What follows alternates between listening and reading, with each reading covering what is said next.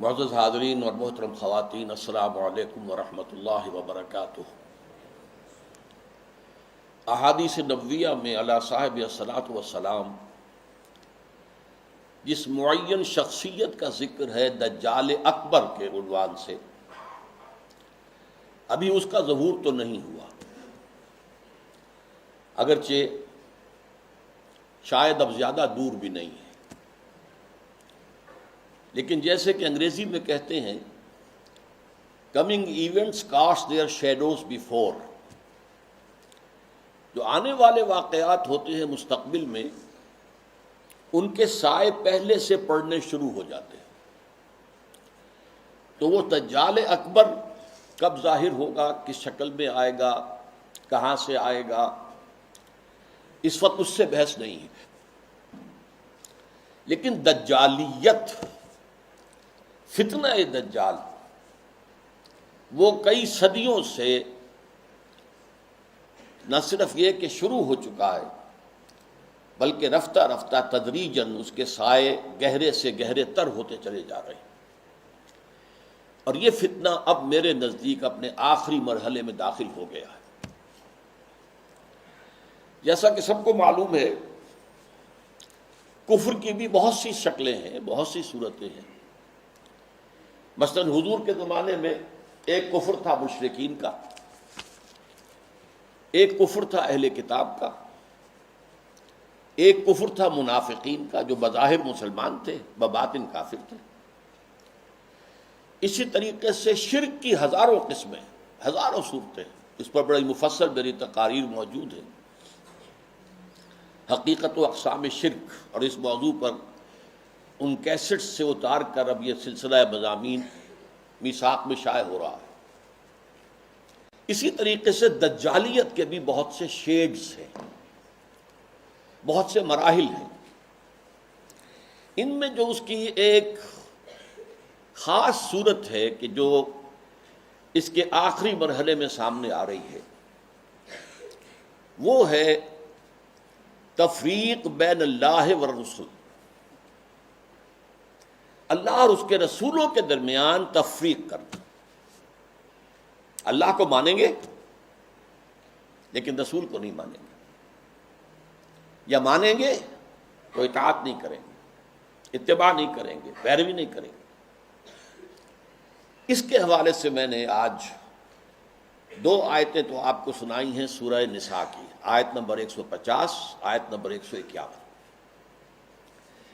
ان کا ترجمہ یہ ہے، ان الذین یکفرون باللہ ورسلہ، یقیناً وہ لوگ جو اللہ اور اس کے رسول کا کفر کرتے ہیں، وَيُرِيدُونَ أَن يُفَرِّقُوا بَيْنَ اللَّهِ وَرُسُلِهِ، اور چاہتے ہیں کہ اللہ اور اس کے رسولوں کے درمیان تفریق پیدا کر دیں، جدائی کر دیں۔ وَيَقُولُونَ، اور یہ کہتے ہیں، نُؤْمِنُ بِبَعْضٍ وَنَكْفُرُ بِبَعْضٍ، ایک کو ہم مانیں گے ایک کو نہیں مانیں گے، ایک کا پر ایمان رکھیں گے ایک کا کفر کریں گے۔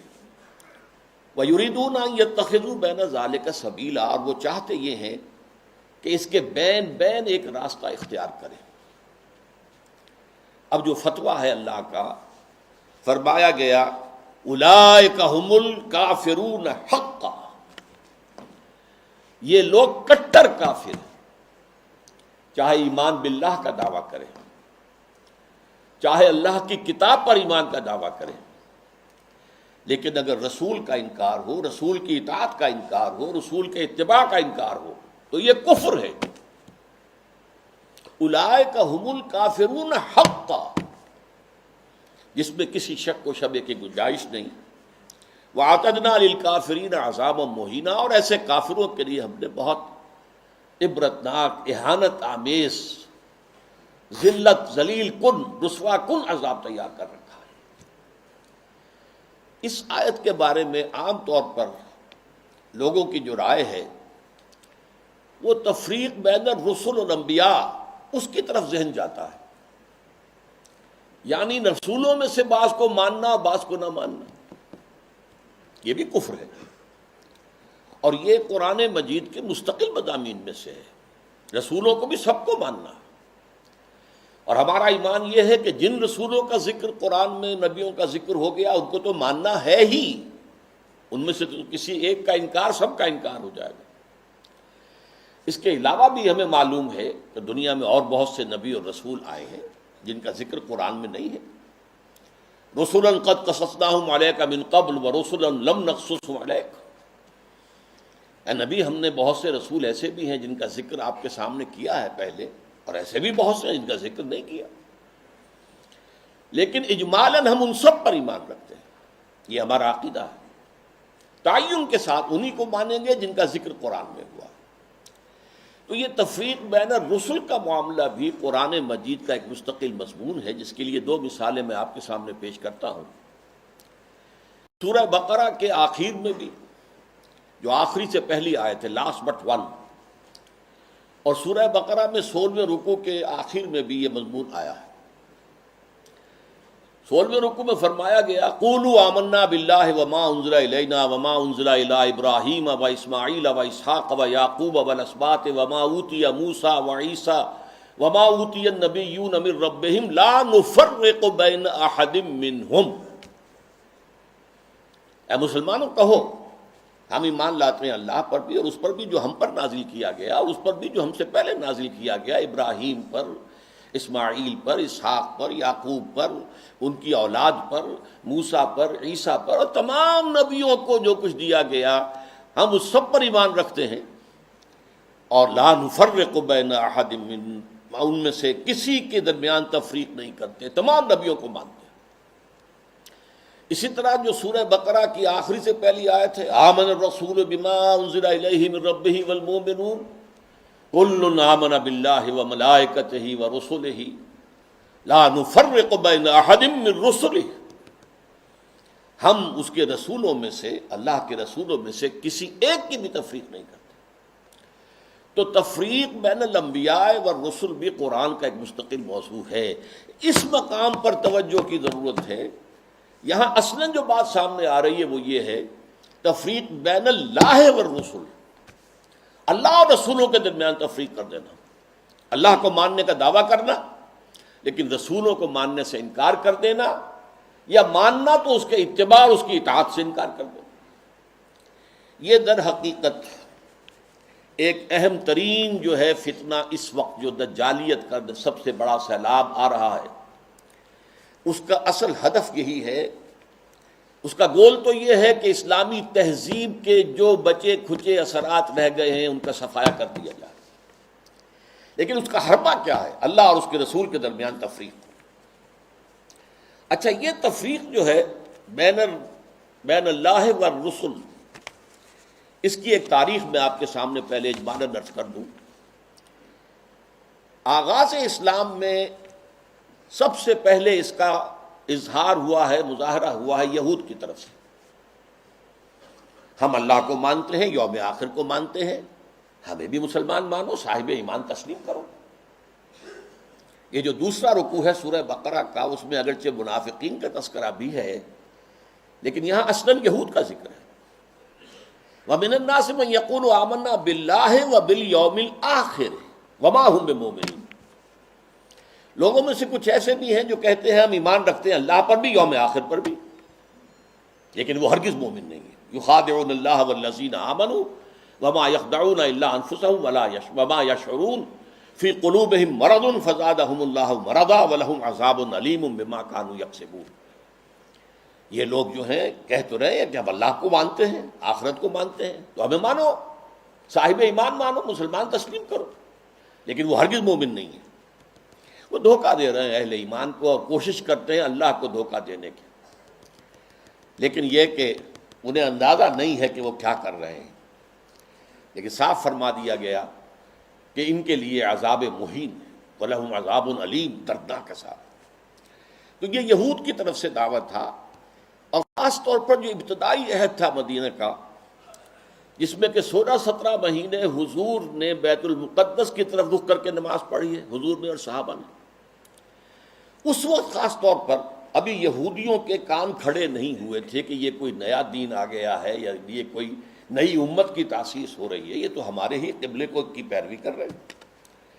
اسی سے ہمت پا کر ان کو یہ کہنے کا بھی موقع ہوا کہ ہمیں بھی مانو کہ ہم مسلمان ہیں، مومن ہیں، دیکھو اللہ کو مانتے ہیں، آخرت کو مانتے ہیں، اگر ہم محمد کو نہیں مانتے صلی اللہ علیہ وسلم تو کون سی بڑی بات ہے۔ بہرحال قرآن مجید نے فتویٰ دے دیا کہ یہ کافر ہیں، مومن ہرگز نہیں ہے، دھوکہ دے رہے ہیں، ان کے دلوں میں ایک مرض ہے، تکبر ہے، کیوں نہیں مان رہے محمد کو صلی اللہ علیہ وسلم؟ تکبر، اور اس کی وجہ سے اللہ نے ان کے تکبر میں، ان کے مرض میں اضافہ کر دیا ہے۔ وَلَهُمْ عَذَابٌ عَلِيمٌ بِمَا كَانُوا يَكْسِبُونَ، اور ان کے لیے دردناک عذاب ہے بسبب اس کے کہ جو جھوٹ وہ بول رہے ہیں۔ نمبر 2 پر منافقین نے جو شکل اختیار کی، وہ پورے زور دے کر کہتے تھے کہ ہم اے محمد آپ پر ایمان رکھتے ہیں، لیکن یہ کیا ضروری ہے کہ آپ کو ہر معاملے میں حکم تسلیم کریں، یہ کیا ضروری ہے کہ آپ کا ہر حکم بھی مانیں؟ آپ کی رسالت کا کام پورا ہو گیا، آپ نے قرآن لا کر ہمیں اللہ کی کتاب دے دی، اب جو کچھ قرآن میں ہوگا اس کو تو مانیں گے، لیکن یہ کہ آپ کا حکم، آپ کا قول، آپ کا فرمان، آپ کا قانون، یہ کیوں مانیں؟ چنانچہ آپ دیکھیے سورہ منافقون کی پہلی آیت میں سب سے زیادہ شد و بد کے ساتھ وہ ذکر ایمان بالرسول کا کر رہے ہیں۔ اذا جاءک المنافقون قالوا نشہد انک لرسول اللہ، اے نبی جب آپ کے پاس یہ منافق آتے ہیں اور کہتے ہیں کہ ہم گواہ ہیں کہ آپ اللہ کے رسول ہیں، واللہ یعلم انک لرسول، اور اللہ خوب جانتا ہے، اللہ سے بڑھ کر اور کس کو معلوم ہوگا کہ اے محمد آپ اللہ کے رسول ہیں صلی اللہ علیہ وسلم، واللہ یشہد ان المنافقین لکاذبون، لیکن اللہ تعالیٰ گواہی دیتا ہے کہ یہ منافقین جو ہیں یہ جھوٹ بول رہے ہیں، ان کا آپ کی نبوت و رسالت پر وہ ایمان نہیں ہے کہ جو ہونا چاہیے۔ خاص طور پر قتال کے بارے میں انہوں نے یہ کہنا شروع کر دیا تھا کہ یہ تو خود اپنی طرف سے شروع کر دیا ہے محمد نے صلی اللہ علیہ وسلم، اب یہ قرآن میں تو قتال کا ذکر ہی نہیں آیا، اور وہ کہتے تھے کہ کوئی صورت کیوں نہیں اتری، یہ جو چھیڑ چھاڑ مکے والوں سے شروع کر دی ہے، یہ جو ان کے قافلوں کا پیچھا کر رہے ہیں، تعاقب کر رہے ہیں، ان کی ایک پولیٹیکل آئسولیشن اور اکنامک بلاکیٹ کے جو اقدامات کیے، یہ تو خود کیے انہوں نے، اس کا اللہ کی کتاب سے تو کوئی تعلق نہیں ہے۔ اسی پر سورہ محمد نازل ہوئی ہے صلی اللہ علیہ وسلم، لیکن یہ جو معاملہ ہے اس پر بھی فرما دیا گیا کہ یہ کفر ہے۔ فَلَا وَرَبِّكَ لَا يُؤْمِنُونَ حَتَّىٰ يُحَكِّمُوكَ فِي مَا شَجَرَ بَيْنَهُمْ، تو نہیں اے محمد صلی اللہ علیہ وسلم، آپ کے رب کی قسم، یہ ہرگز مومن نہیں ہوں گے جب تک کہ ہر اس معاملے میں جو ان کے درمیان آئے آپ کو آخری حکم تسلیم نہ کریں، اور اس کے بعد جو فیصلہ آپ کر دیں اس پر یسلموا تسلیما، اس کو تسلیم کریں جیسے کہ تسلیم کرنے کا حق ہے۔ ثم لا یجدوا فی انفسہم حرجا مما قضیت، پھر وہ اپنے سینوں میں تنگی بھی محسوس نہ کریں آپ کے فیصلے پر، یعنی مان تو لیا ہے لیکن سینے کے اندر تنگی ہو رہی، بات یہ غلط ہی ہے، یہ خام خواہ جبرن ماننی پڑ رہی ہے، اب کیا کریں، مسلمانوں میں اپنے آپ کو شامل کرانا ہی ہے۔ تو فرمایا کہ اگر یہ اپنے سینوں میں بھی تنگی محسوس کریں گے بظاہر اس قول اور آپ کے فیصلے کو تسلیم کرتے ہوئے، تب بھی یہ مومن نہیں۔ فَلَا وَرَبِّكَ لَا يُؤْمِنُونَ حَتَّىٰ يُحَكِّمُوكَ فِي مَا شَجَرَ بَيْنَهُمْ ثُمَّ لَا يَجِدُوا فِي أَنفُسِهِمْ حَرَجًا مِّمَّا قَضَيْتَ وَيُسَلِّمُوا تَسْلِيمًا، یہ صاف فیصلہ قرآن کا۔ وَمَا أَرْسَلْنَا مِن رَّسُولٍ إِلَّا لِيُطَاعَ بِإِذْنِ اللَّهِ، ہم نے تو رسول جب بھی بھیجا، جو بھی بھیجا، وہ تو اسی لیے بھیجا ہے کہ اس کو اللہ کے حکم سے اس کی اطاعت کی جائے۔ اچھا، میں to cut a long story short, اب میں آ رہا ہوں اس دور پر جب کہ امت مسلمہ، امت محمد صلی اللہ علیہ وسلم کی عمر کا 1000 سال گزر گیا، الف اول ختم ہوا، الف ثانی کا آغاز ہوا۔ اس وقت یہ فتنہ بڑے شد و مد سے ہندوستان میں اٹھا، اکبر اعظم، مغل اعظم، اب تو اس کی جو پکچر ہے وہ بھی پاکستان میں آ گئی ہے، درآمد کر لی گئی ہے، مغل اعظم، اکبر اعظم، اس نے جو دین الہی شروع کیا تھا، اسے دین اکبری بھی کہہ دیا جاتا ہے، اکبر سے نسبت کی طرف کی وجہ سے۔ دین الہی اس کا مطلب کیا تھا؟ اللہ کو مانو، باقی رسولوں کے ماننے سے تفرقہ ہوتا، رسولوں کی شریعتیں جدا ہیں. خود قرآن کہتا ہے سورہ مائدہ میں وَلِكُلٍّ جَعَلْنَا مِنْهُمْ شِرْعَةً وَمِنْهَاجًا، ہم نے ہر ایک کے لیے ایک شریعت مقرر کی ہے، ایک منہاج مقرر کیا، ایک طرز عمل اور ایک جو منہج ہے وہ معین کیا. تو جو فرق لوگوں میں آتا ہے وہ رسالت کی وجہ سے آتا ہے. اللہ تو سب کا ایک ہے، وہ تو یہ ہے کہ لوگ مختلف ناموں سے اللہ کو پکارتے ہیں، پرمیشور کہہ لیں، مہادیو کہہ لیں، اور جو بھی آپ چاہیں پرماتما کہہ لیں، اللہ کہہ لیں. یہ سب سے کیا فرق واقع ہوتا ہے؟ وہ ایک ہی ہے، ایک ہی حقیقت ہے. بس اس کو مانو، اس کو پوجو، اس سے محبت کرو، اس سے لو لگاؤ، اس کا قرب حاصل کرو. باقی ان چیزوں کو چھوڑو، ان کی کوئی حیثیت نہیں. اس فتنے کے پیچھے اس کی سیاسی حکمت عملی بھی تھی. ہندوستان کے حالات کو یقیناً یہ کہ اگرچہ وہ ان پڑھ تھا، بالکل ان پڑھ، لیکن ذہین بہت تھا. اندازہ کر لیا تھا کہ ہندوستان کا اصل مسئلہ یہی مذہبی تفاوت اور فرق ہے، لہذا کوئی شکل ایسی ہو کہ اس تفرقے کو مٹا دیا جائے، اور اس کی شکل یہ شریعت کا اور رسالت کا تصور جو ہے بیچ میں سے نکال دیا جائے. تو اللہ کے اوپر، اللہ کو رام کہہ لو، رحمان کہہ لو، کیا فرق واقع ہوتا ہے؟ اس سے یہ ہے کہ یکجہتی پیدا ہو جائے گی. ہندو عورتوں سے شادی کی، یہاں تک کہ اس کا جانشین جہانگیر سلیم شہزادہ، وہ بھی ایک ہندو، اجودھا بائی جو ہے اس کے وطن سے پیدا ہوا، ہندوؤں سے شادیاں کی. کئی جو ہیں اس کی رانیاں تھیں. تلک بھی لگا لیتا تھا، بتوں کو بھی پوجا کر لیتا تھا، ڈنڈوت کر دیتا تھا. ہر رانی کے ہاں موجود ہے بت، وہاں گیا تو وہاں بھی اس نے سجدہ کر دیا، یا کم سے کم سر جھکا لیا، ہاتھ جوڑ کے کھڑا ہو گیا. یہ سارا فتنہ اس نے شروع کیا تھا ایک پولیٹیکل وزڈم کے تحت، لیکن اس کی ایک تائید ہو رہی تھی، اور وہ تصوف کے جس میں ہمہ اوست اور وحدت الوجود گڑبڑ ہو گئے تھے. Pantheism and unity of existence, یہ دو چیزیں علیحدہ ہیں، ان میں فرق باریک سا ہے. عوام اس فرق کو سمجھنے سے قاصر ہے. یہاں کے تصوف میں یہ دونوں چیزیں گڑبڑ ہو گئی. ہمارے ہاں بھی صوفی شاعر نے کہا ہے نا، مسجد مندر ہکڑو نور. یہ سرائے کی علاقے کے بہت بڑے صوفی، مسجد میں اور مندر میں ایک ہی نور ہے، نور تو ایک ہی ہے. رام کہہ لو، رحمان کہہ لو، کیا فرق پڑتا؟ آپ کے لاہور میں مزار ہے کس کا؟ مادھولال حسین. اب یہ مادھولال ہندو نام، حسین کا اس کے اندر لاحقہ لگا دیا. تو یہ تصوف جو ہے، یہ اور اکبر کی حکمت عملی نے مل کر ایک اتنا بڑا فتنہ شروع کیا کہ محمد کی شریعت اور محمد کی رسالت کا دور ختم ہو گیا صلی اللہ علیہ وسلم. وہ 1000 سال کے لیے تھا، کیونکہ قرآن مجید میں 2 جگہ یہ بات آئی ہے کہ اللہ کا ایک دن تمہارے حساب سے 1000 سال کا بنتا ہے. وہ ایک دن اللہ کا ختم ہو گیا، اور یہ جو شریعت محمدی اور نبوت محمدی کا دور تھا وہ ختم ہوا. اب یہ ایک نیا دور ہے، اس میں جو ہے وہ دین الہی چلے گا. اس فتنے کا توڑ کیا حضرت مجدد الف ثانی. میں نے کہا تھا نا، یہ الف ثانی کے آغاز میں فتنہ اٹھا. امت کی عمر کا دوسرا ہزارہ جو ہے دور وہ شروع ہو رہا تھا، 1000 سالہ دور. تو وہ فتنہ جو تھا الف ثانی کا، اس کا توڑ کرنے کے لیے اللہ نے جس مجدد کو اٹھایا ہے، اس کا نام ہی پڑ گیا مجدد الف ثانی رحمۃ اللہ علیہ، شیخ احمد سرہندی. اس نے توڑ کیا، جس کے بارے میں اقبال کہتا ہے، گردن نہ جھکی جس کی جہانگیر کے آگے، جس کے نفس گرم سے ہے گرمی احرار. وہ ہند میں سرمایہ ملت کا نگہباں، اللہ نے بر وقت کیا جس کو خبردار. ملت تو ختم ہو رہی تھی، اس لیے کہ ملت کی تو بنیاد جو ہے وہ حضور صلی اللہ علیہ وسلم کے اتباع اور اطاعت پر ہے. محض قرآن پر تو نظام کوئی بنتا ہی نہیں سرے سے. نماز کا نظام نہیں بنتا، اور کیا نظام بنے گا؟ نماز کا نظام کہاں بنے گا قرآن پر؟ تاکیدی حکم ہے، نماز قائم کرو، نماز قائم کرو، نماز قائم کرو. وہ 5 نمازوں کا ذکر کہاں ہے؟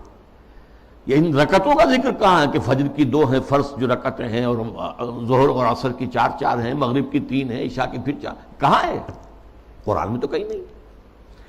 اس لیے نظام اگر بنتا ہے، یہاں تک کہ نماز کا نظام بھی وہ سنت سے بنتا ہے. ملت بنتی ہے تو سنت سے بنتی ہے. بمصطفیٰ پر اساخی شراک دی ہمہ اوست، اگر مؤون رسیدی تمام بولا بیست، اپنے آپ کو مصطفیٰ صلی اللہ علیہ وسلم کے قدموں تک پہنچا دو کہ دین تو نام ہی ان کا ہے۔ بہت صحیح بات ہے، اگر ان تک تمہاری رسائی نہ ہوئی تو سب بولا بھی ہے۔ یہی فتنہ پھر 19ویں صدی میں سامنے آیا ہے۔ اب یہ ایک ہندو کے ذریعے سے آیا۔ راجہ رام موہن رائے بہت بڑا عالم تھا، فارسی کا، عربی کا، اردو کا، ہندی تو اس کی زبان تھی، اور ہندوؤں میں جو احیاء ہوا ہے ان کا قومی سطح پر، وہ جن اشخاص کا مرہون منت ہے ان میں بہت بڑے مقام پر راجہ رام موہن رائے ہے، اور یہ موحد تھا، موحد کامل۔ چنانچہ انگریز جب آ چکے، آپ کو معلوم ہے 18ویں صدی میں آ گیا تھا انگریز، جنگ پلاسی کے بعد سے بنگال پر اس کا قبضہ ہو چکا تھا، اس کے بعد رفتہ رفتہ وہ سیلاب آگے آ رہا تھا۔ کلکتے ہی میں انہوں نے پہلا پریس قائم کیا، پہلا کالج قائم کیا، انجیلیں اردو میں ترجمہ کر کے، مقامی زبانوں میں ترجمہ کر کر کے لاکھوں کی تعداد میں پھیلا دی۔ اس فتنے میں مسلمان جو نہیں بہے، اس کے ایک اور بھی اسباب ہیں اللہ کے فضل و کرم سے، لیکن ایک بہت بڑا ذریعہ راجہ رام موہن رائے بنا۔ آئینہ تسلیم کے نام، آئینہ تسلیس کے نام سے اس نے کتاب لکھی، جس میں توحید کا اس بات کی، مسلمانوں کی طرف سے دفاع کی۔ لیکن اس شخص نے بھی وہی دین الہی کی طرح کہ یہ تفرقہ جو ہے مسلمان اور ہندوؤں کے مابین، اس کو دور کرنے کی ایک ہی شکل ہے، اور وہ یہ ہے کہ ان کے اندر اتحاد پیدا کیا جائے خدا کے نام پر۔ چنانچہ اس نے ایک خاص مجلس قائم کی، ایک خاص اس کا فرقہ بن گیا برہمو سماج۔ برہما کہتے ہیں خدا کو، برہمو سماج، یعنی جس طرح دین الہی اسی طرح برہمو سماج، وہ یہ ہے کہ ایک برہما کو مان لو، بس خدا کو مان لو، جو تم اللہ کہہ لو، ہم اسے پرمیشور کہہ لیں، برہما کہہ لیں، جو چاہیں کہہ لیں، لیکن یہ ہے کہ باقی چیزیں جو ہیں ان کو ذرا پسے پش ڈال دو، ان کی اہمیت کم کر دو۔ تو برہمو سماج جو ہے اس نے پیدا کیا۔ اس کا انتقال 1833 میں ہوا تھا۔ اس کو پھر 20ویں صدی میں تازہ کیا ہے گاندھی نے، متحدہ قومیت کے لیے۔ اس کی بھی ایک سیاسی بصیرت تھی۔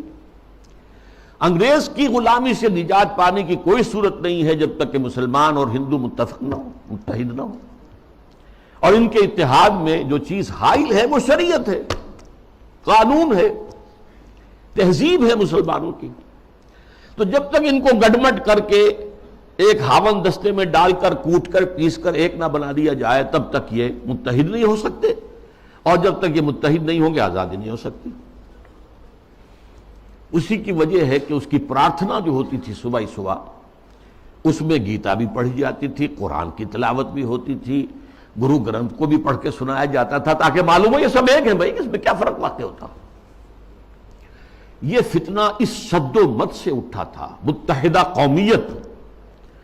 علماء کی کتنی بڑی تعداد تھی جو کہ مولانا حسین احمد مدنی رحمۃ اللہ علیہ کی سرکردگی میں اس متحدہ قومیت کی قائل ہو گئی، اور مان لیا انہوں نے کہ آج کل تو دنیا میں قومیں جو ہے وطن کی بنیاد پر بنتی، وطنیت۔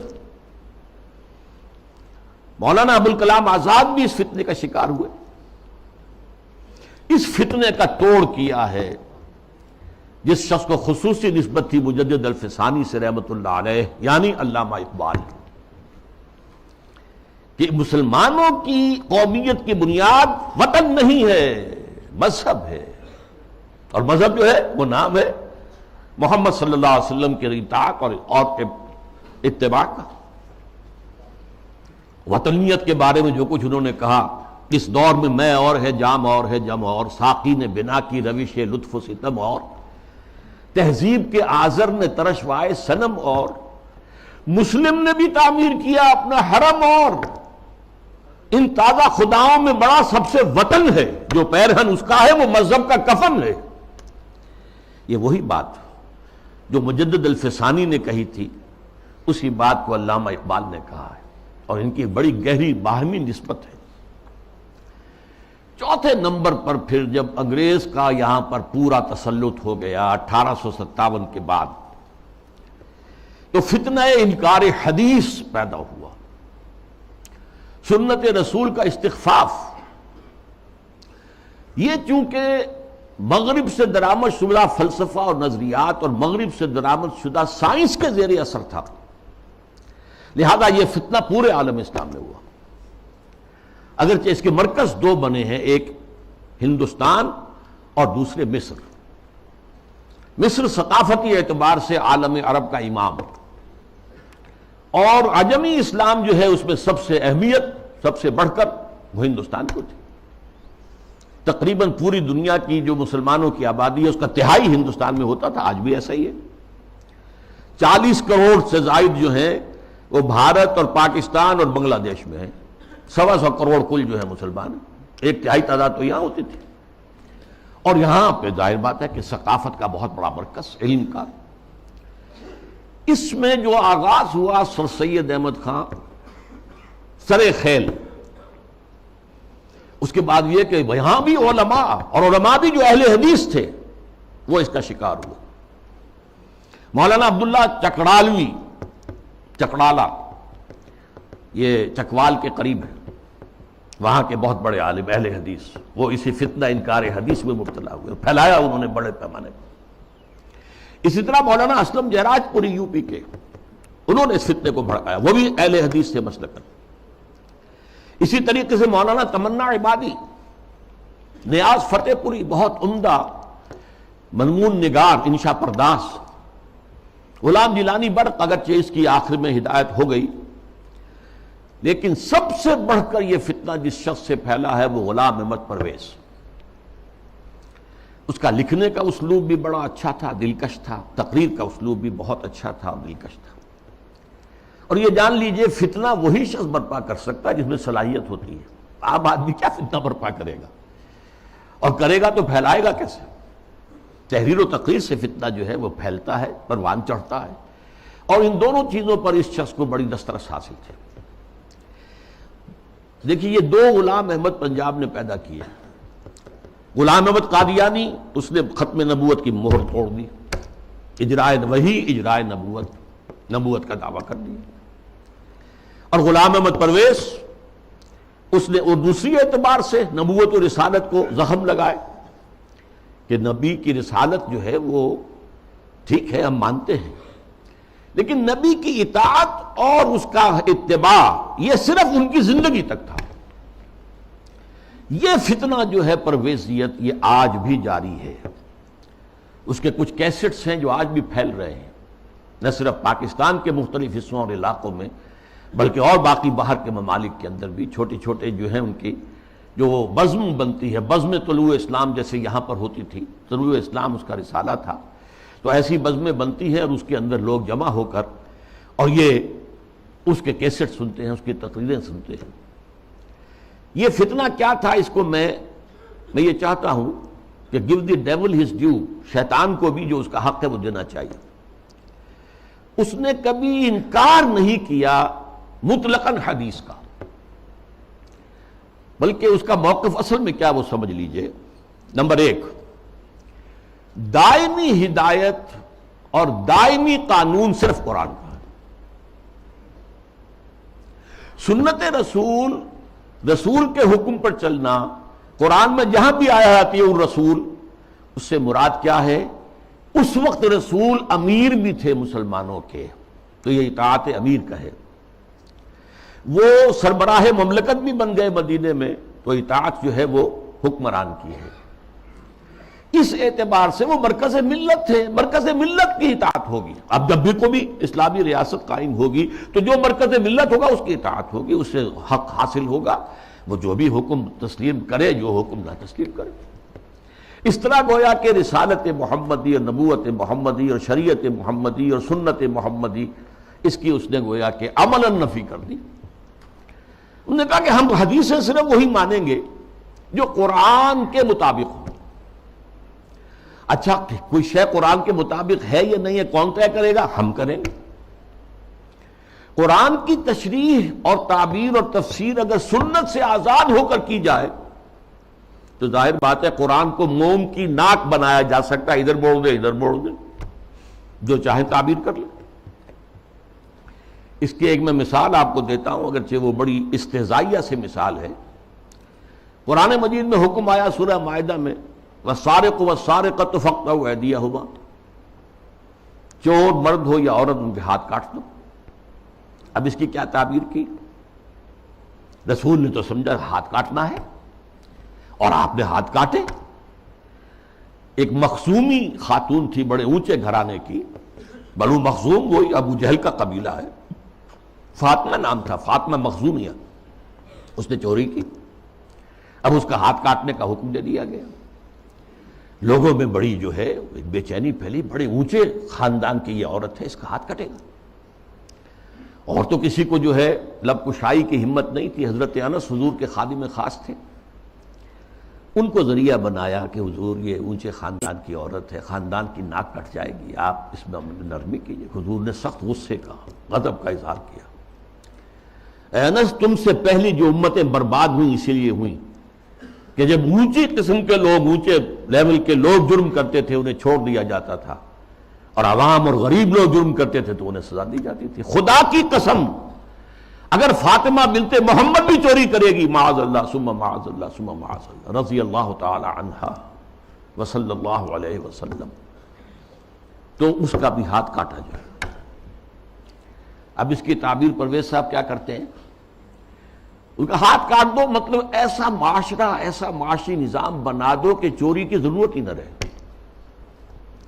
جیسے محاورے میں کہتے ہیں نا، والدین کسی مسئلے میں اپنے بیٹے سے، بھائی تم نے تمہارے ہاتھ کاٹ دیے، یعنی یہ کہ تم نے تو ایسا قدم اٹھا لیا کہ اب ہم کچھ کر ہی نہیں سکتے۔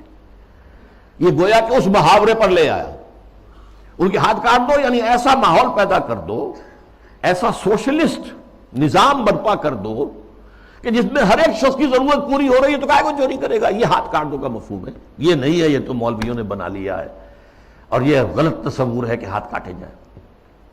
حالانکہ ڈھٹائی کا یہ عالم ہے کہ اسی آیت میں آگے فرمایا گیا ہے جزاء بما کسبا نکالا من اللہ، یہ در حقیقت ان کے کرتوت کا بدلہ ہے۔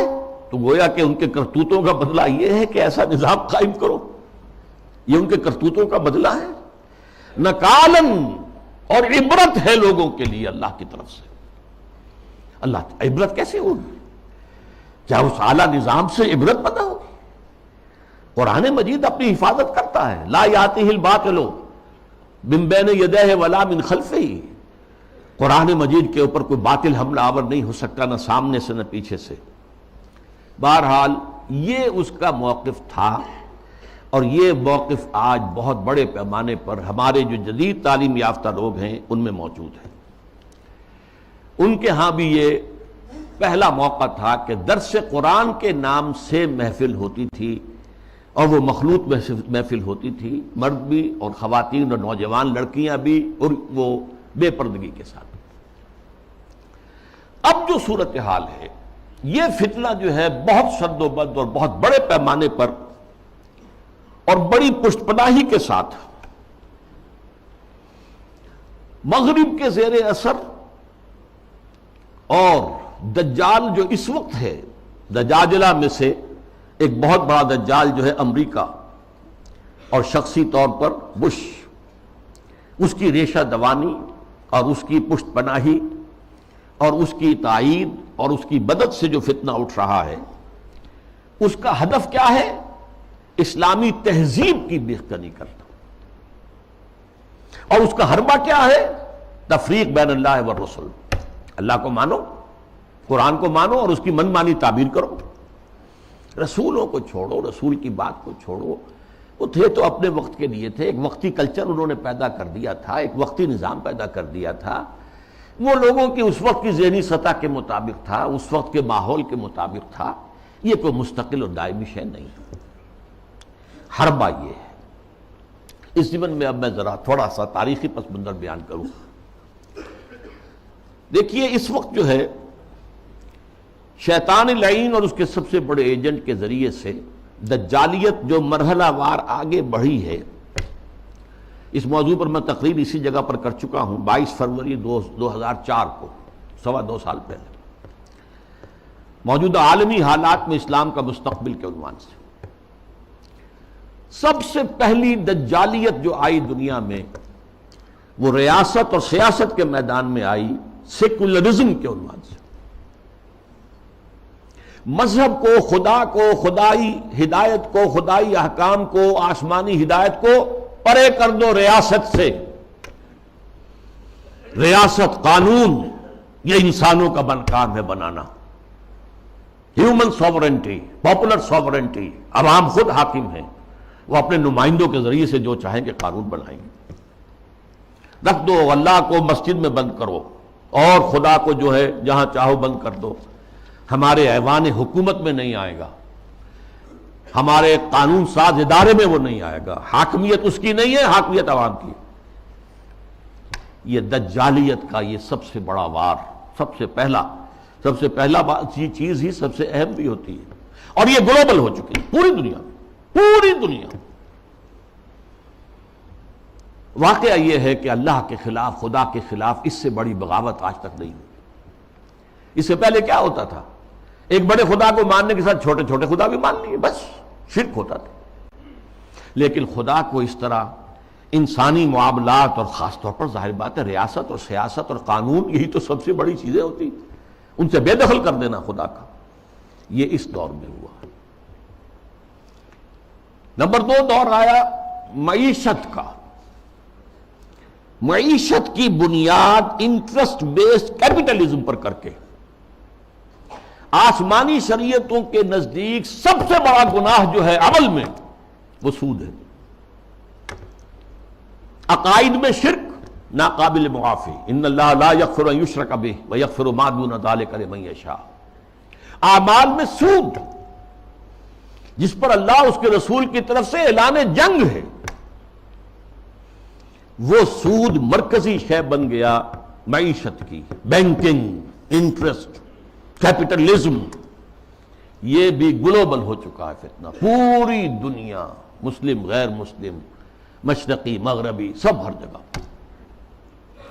اب تیسرا وار جو آ رہا ہے یا شروع ہو چکا ہے کافی بڑے پیمانے پر، اور مغرب اور اس کے زیر اثر جو دوسرے ممالک ہیں ان کے اندر تو وہی آ چکا ہے پورے طور پر۔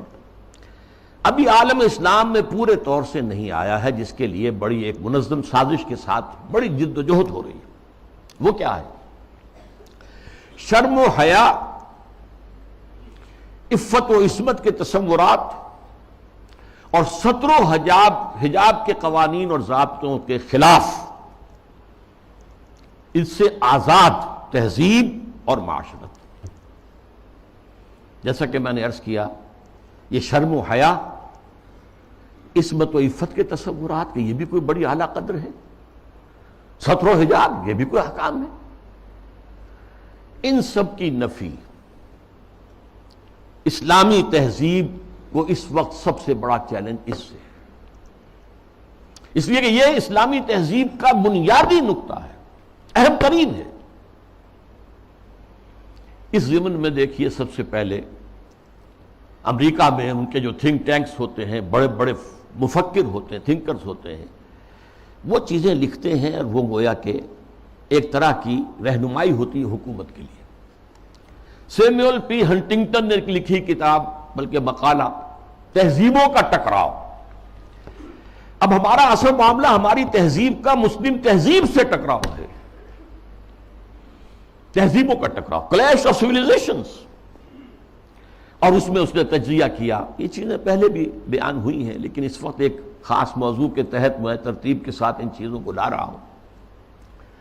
اس نے کہا کہ ٹوائنبی نے کہا ہے کہ دنیا میں آج تک کل 20 تہذیبیں قائم ہوئیں، ان میں سے 12 تو مر چکی، ختم ہو گئی، نسیم منسیہ ہو گئی، 8 ابھی موجود ہیں۔ ایک ہماری مغربی تہذیب ہے، 7 اور ہیں۔ ان 7 میں سے بھی 5 تو ایسی ہیں جنہیں ہم آسانی سے ایسیمیلیٹ کر سکتے ہیں۔ انڈین سویلائزیشن آسانی سے ایسیمیلیٹ ہو گئی، وہی کلچر، وہی تہذیب، وہی بے پردگی، وہی اریانی پہلے بھی تھی اب بھی آ گئی، وہی ناچ گانا وہ پہلے بھی تھا اب اور زیادہ ہو گیا، لہذا تہذیبی ٹکراؤ وہاں تو ہے ہی نہیں۔ تو دو جو تہذیبیں ہیں وہ ہمارے لیے چیلنج ہیں، وہ لوہے کے چنے ہیں، انہیں چبانے میں وقت لگے گا۔ ایک مسلم سویلائزیشن اور ایک کنفیوشین سویلائزیشن۔ کنفیوشین سویلائزیشن کے بارے میں تو میں اس وقت نہیں سمجھا تھا کہ یہ کیا واقعی کوئی چین کے اندر یا اس کے آس پاس کے ممالک میں جو بدھ مت کے پیروکار شمار ہوتے ہیں، کوئی واقعی کوئی تہذیب کنفیوشس کے حوالے سے ہے؟ ابھی حال ہی میں نیوز ویک کا ایک پرچہ چھپا ہے جس کا مین مضمون تھا کنفیوشس کا احیاء، ریوائول۔ تو یہ ہو رہا ہے چین میں اس وقت۔ لیکن یہ کہ اصل ہمارا جو مطلب ہے اس وقت، ہمارا موضوع ہے وہ مسلم سویلائزیشن ہے۔ اس نے اسے بھی شمار کیا ہے کہ یہ بھی ہمارے لیے بہت بڑا چیلنج۔ اب ذرا اسلامی تہذیب کا ایک تاریخی جائزہ، شرم و حیا، عفت و عصمت اور ستر و حجاب کے احکام پر مبنی اسلامی تہذیب، اس کا ایک تاریخی جائزہ۔ دیکھیے نبی اکرم صلی اللہ علیہ وسلم نے فرمایا تھا، وہ حدیث میں نے شروع میں آپ کو سنائی ہے، بدأ الاسلام غریبا وسیعود کما بدا۔ اسلام کا آغاز جب ہوا ہے تو وہ بہت اجنبی سا تھا، نامانوس، لوگ سمجھتے نہیں تھے یہ کیا نئی باتیں ہیں۔ پھر اس کے بعد اسلام کے غلبے کا دور آ گیا، جب غالب ہو جائے تو سبھی دوست بن جاتے ہیں، جو بھی طاقتور ہے اس کو تو سبھی دوست ہیں، لہذا بہت سب لوگ جو ہیں اس کا علم لے کر کھڑے ہو گئے۔ لیکن ان قریب اسلام غریب ہو جائے گا، پھر اجنبی ہو جائے گا۔ تو جو لوگ اسلام کی اجنبیت میں اس کا ساتھ دیں اور خود بھی اجنبی ہو جائیں، ان کے لیے مبارکباد ہے، تہنیت ہے کہ وہ زمانے کا ساتھ نہ دیں، اسلام کا ساتھ دیں۔ چاہے کہا جائے کہ یہ بڑے فنڈامنٹلسٹ ہیں، یہ بڑے کٹھ ملا ہیں، یہ بڑے دقیانوسی ہیں، یہ بڑے تنگ نظر ہیں، یہ بڑے رجت پسند ہیں، جو چاہے کہیں، لیکن جو اسلام کے ساتھ چمٹے رہیں گے ان کے لیے فطوبیٰ للغرباء۔ اب اس کا تاریخی تجزیہ کیا ہے؟ دیکھیے، اسلام پر اجنبیت کا پہلا پردہ یا پہلا سایہ تو پڑ گیا خلافت راشدہ کے فوراً بعد۔ حکومت و ریاست کے میدان میں امرہم شورا بینہم کے بعد ختم ہوئی اور ملوکیت، شہنشاہیت کا آغاز ہو گیا۔ اب اس کی تفصیل میں اس وقت نہیں جاؤں گا۔ بنو امیہ، بنو عباس، پھر اس کے بعد جو بادشاہتیں بنی، مغلوں کی حکومت، صفویوں کی حکومت، ترکوں کی حکومتیں، یہ تھی۔ یہ وہاں پر وہ خلافت کی بنیادی بات یہ نہیں تھی کہ چنو اپنے میں سے بہترین کو اور پھر اس کا حوالے کرو۔ ان اللہ یامرکم ان تؤدوا الامانات الی اہلہا، جو اہل ہو ان کے ذمہ داریاں جو ہیں ان کے ذمہ لگاؤ۔ اس کو ختم کر دیا گیا۔ اب جس کی لاٹھی اس کی بھینس۔ بنی امیہ کی طاقت زیادہ ہے، عصبیت شدید ہے، لہذا وہ آئے، انہوں نے حکومت قائم کر لی۔ تو یہ پہلا دور تھا اجنبیت کا، پہلا پردہ پڑا اسلام پر۔ دوسرا پردہ کچھ عرصے کے بعد جب ملوکیت نے خوب پنجے گاڑ لیے، مضبوطی ہو گئی اور ملوکیت شہنشاہیت میں تبدیل ہو گئی، یہ دور بنو عباس ہے۔ اس میں معیشت کے میدان میں بھی آ گیا معاملہ۔ ایک طرف جاگیرداری جو ملوکیت کی بنیاد ہوتی ہے، ہر جگہ مشرق و مغرب میں شہنشاہیت اور بادشاہیت میں آپ کو جاگیرداری ملے گی۔ جاگیردار ہوتے 30,000 منصبدار، 20,000 منصبدار، ان پر حکومت قائم ہوتی اور ان کے لیے ضروری ہے مزارعت۔ آپ نے بہت بڑی جاگیر دے دی ہے، لیکن کیا وہ شخص خود کاشت کر لے گا؟ وہ تو کسی کو بٹائی پر کاشت کے لیے دے گا نا۔ یہ زمین کا سود ہے جو سب سے پہلے اسلام میں داخل ہوا، جس کو حرام مطلق قرار دیتے ہیں امام ابو حنیفہ بھی رحمۃ اللہ علیہ، جو اصحاب الرائے کے سر خیل ہیں، امام ہیں، اور امام مالک بھی رحمۃ اللہ علیہ جو اصحاب الحدیث کے سر خیل ہیں اور سب سے بڑے ان کے نمایاں ہیں۔ لیکن یہ شام، اور پھر بیع معجل، بیع مرابحہ کے عنوان سے نقد کے معاملے میں بھی جو ہے، کرنسی کے معاملے میں بھی وہ ایک سود کی ہلکی سی شکل داخل ہے۔ یہ دوسرا دجالیت کا دور پوری دنیا میں بھی آیا، بینکنگ، انٹرسٹ بیسڈ کیپٹلزم، اور کچھ اسلامی ممالک کے اندر بھی، جیسا کہ میں نے عرض کیا کہ اس راستے سے چور دروازوں سے داخل ہوا۔ اب جو اس کا ہے مسئلہ وہ ہے معاشرت اور تہذیب پر۔ اس کی وجہ کیا ہے؟ اس تمام دور میں مسلمانوں کی تہذیب، ان کا طرز بود و باش ان کی معاشرت اور ان کا عائلی نظام، ان کا خاندانی نظام، ان کے عائلی قوانین انٹیکٹ رہے. چاہے دور ملوکیت جو ہے بنو امیہ کا تھا، وہ دور ملوکیت بنو عباس کا تھا، اور چاہے اور دوسرے بادشاہوں کے دور تھے، اس میں جہاں ریاست اور سیاست کی سطح پر جو ہے وہ پردہ پڑ گیا، پھر معیشت کے معاملے میں بھی پردہ پڑ گیا، تہذیب وہی رہی. وہی تہذیب، وہی مشرق سے مغرب تک مسلمانوں کی معاشرت، عائلی قوانین سب وہی رہے، جو کہ تو رہے. مسلم کلچر وجود میں آیا ہے، چنانچہ مسلم آرکیٹیکچر وجود میں آیا. یہ مورش آرکیٹیکچر جو ہے دنیا میں مشہور ہوا، اسپین کے اندر خاص طور پر مکان بنانے کا ایک خاص انداز. زنان خانہ علیحدہ ہے، مردانہ علیحدہ ہے. پہلے مردانہ ہے، پھر اس کے بعد ڈیوری آئے گی اور زنانہ جو ہے وہ حصہ شروع ہوگا. باہر سے جو آئے گا وہ یہاں بیٹھے گا، مردانے میں قیام کرے گا. زنان خانے کے اندر جو ہے وہ تو صرف محرم جائیں گے اور کوئی نہیں جا سکتا. اس تہذیب کی بنیاد وہ جو اسلامی تہذیب تھی اس پر، اسی پر ایک آرٹ مسلمانوں کا قائم ہوا. خطاطی دنیا میں بہت بڑا آرٹ بن گیا، بہت بڑا آرٹ. ہاتھ سے، منہ قلم سے جو آرٹ پیدا کیا ہے وہ خطاطی کی شکل میں آیا، یا عام بظاہر فطرت کی نقاشی. تو یہ ہے جو میری بات ہے وہ سمجھ لیجئے کہ تہذیب میں فرق نہیں آیا، عائلی نظام میں فرق نہیں آیا، معاشرتی اقدار میں فرق نہیں آیا، چاہے سیاسی اور معاشی اعتبار سے دجالیت جو ہے مختلف ادوار سے گزر کر آ گئی. اب ظاہر بات ہے کہ دجالیت کا آخری حملہ جو ہے وہ اس تہذیب پر ہے. چادر اور چار دیواری کا جو حصار ہے، قلعہ ہے، اس کو توڑ دو، منہدم کر دو، مخلوط معاشرت قائم کرو. بے پردگی، عریانی، فحاشی اور مخلوط معاشرت جو ہے اس کو عام کرو، فروغ دو، پھیلاؤ. آزاد شہوت رانی اس کو فروغ دو، جس کے نتیجے میں شادی کا مقدس جو ایک بندھن ہے اس کی حیثیت ختم ہو جائے. جیسا کہ آپ کو معلوم ہے ویسٹ میں اب یہ شادی بیاہ جو ہے وہ تقریباً یعنی یوں سمجھیے کہ مفقود ہونے والی بات ہے. وی آر لیونگ ٹوگیدر، مرد اور عورت ساتھ ہم رہ رہے ہیں، لیکن ہم شادی شدہ نہیں ہیں. We are not married. اولاد ہو رہی ہے. بش نے کئی دفعہ واعظ کہا ہے شادی کرو، شادی کرو، شادی کرو. کیوں کہہ رہا ہے؟ اس لیے کہ وہاں تو شادی کوئی کرتا ہی نہیں. عائلی قوانین ایسے غیر فطری ہیں کہ کوئی مرد اس کو گوارا نہیں کرتا کہ وہ شادی کے بندھن میں بندھے اور قانونی طور پر اتنی زد میں آ جائے ان قوانین کے. وی آر لیونگ ٹوگیدر، بات ہو گیا، علیحدہ ہو گیا، سپریٹ ہو گئے، تو اس سے کوئی کسی کو قانونی ذمہ داری نہیں ہے مرد کے اوپر. خاندانی نظام کی بے کنی یہ ہے جو آخری حملہ ہے دجال کا. اور یہ حملہ جیسا کہ میں آپ سے کہتا ہوں کہ دنیا میں کہہ چکا ہوں، دنیا کے بہت بڑے حصے میں تو پورے طور پر آ چکا ہے.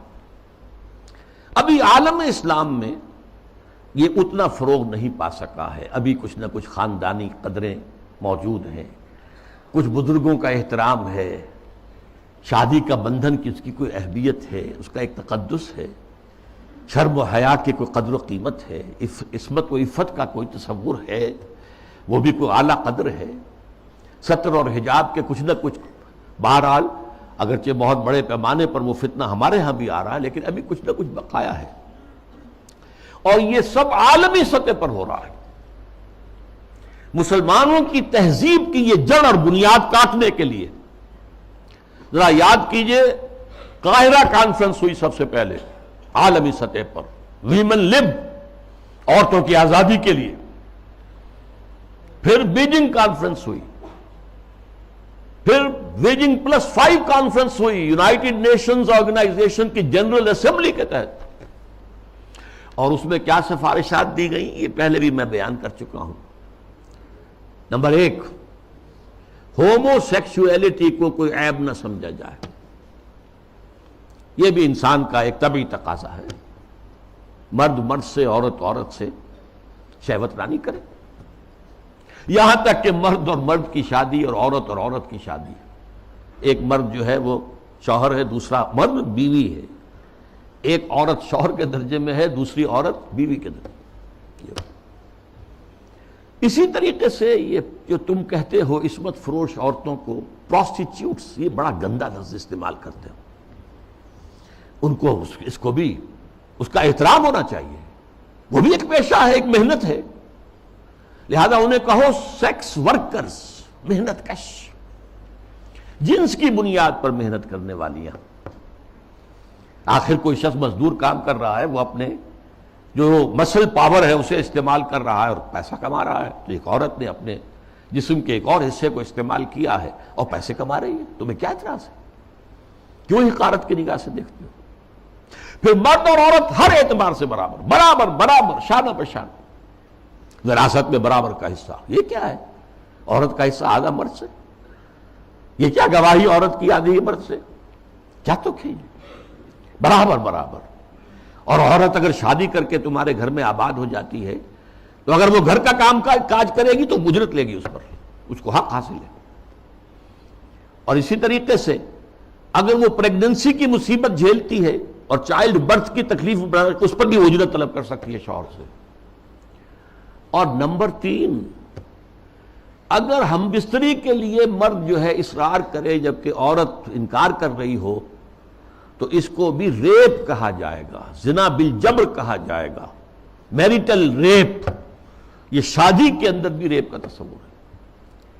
یہ ہیں وہ چیزیں جو آج عالمی سطح پر بے پردگی، فحاشی، یہ تو یوں سمجھیے کہ اب بڑی پیچھے رہ گئی باتیں. جو میں نے باتیں آپ کو بتائی ہیں یہ یونائٹڈ نیشنز کی جنرل اسمبلی کی سفارشات میں شامل. اب دیکھیے، شریعت کا ہمیں معلوم ہے کہ دار و مدار یا اساس یا بنیاد جو ہے 2 چیزوں پر ہے، بنیادی. 2 اضافی چیزیں بھی ہیں لیکن جو بنیادی ہیں سب کے نزدیک، قرآن اللہ کی کتاب اور سنت اللہ کے رسول کی. یہ سارے قوانین کا جو استنباط کیا جائے گا وہ ان 2 چیزوں سے. 2 اضافی چیزیں کیا ہیں؟ اجماع اور قیاس، اجتہاد. لیکن بنیادی 2 ہی ہیں، قرآن اور سنت رسول. لیکن خاص طور پر جب تہذیب کا معاملہ آتا ہے، تہذیب کے معاملے میں قرآن، سنت رسول، اور سب سے اہم ہے رسول سے محبت، رسول کی تعظیم. وہ مرکز ملت ہے دائم اور قائم ہمیشہ کے لیے. مرکز ملت وہ ہے اللہ کا رسول ہے صلی اللہ علیہ وسلم. ان کی تعظیم میں کمی ہوگی تو دین کی جڑ ختم ہو جائے گی، تہذیب ختم ہو جائے گی. ان کی اطاعت ہی نہیں، اتباع. ان کا اتباع اگر نہیں ہوگا تو تہذیب اسلامی نہیں رہے گی.